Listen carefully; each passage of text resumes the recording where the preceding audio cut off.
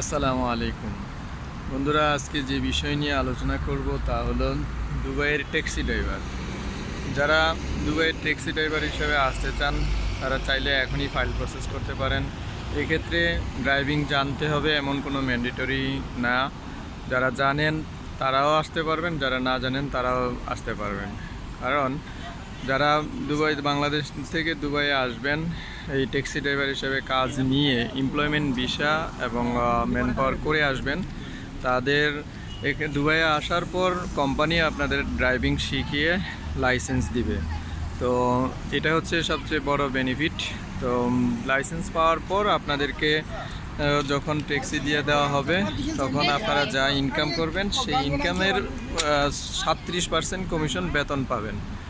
তো এটা হিউজ একটা অ্যামাউন্ট। যাদের আকাঙ্ক্ষা আছে, ইচ্ছে আছে, তারা চাইলে এখনই ফাইল প্রসেস করতে পারেন। আমার ভিডিও ডিসক্রিপশনে যে নাম্বার দেওয়া থাকবে সেই নাম্বারে যোগাযোগ করে বিস্তারিত জেনে নিতে পারবেন।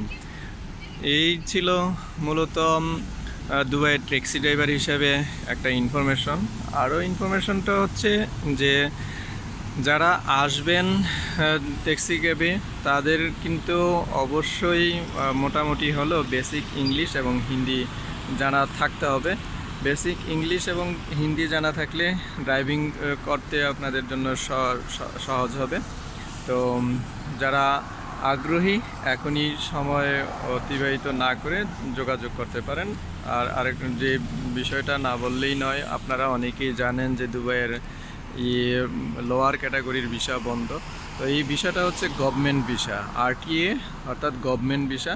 আপনারা এই বিষয়ে আসলে আর যাই হোক প্রতারিত হবেন না বা ঠকবেন না। এই ছিল আজকে। আপনারা ভালো থাকবেন। আসসালামু আলাইকুম।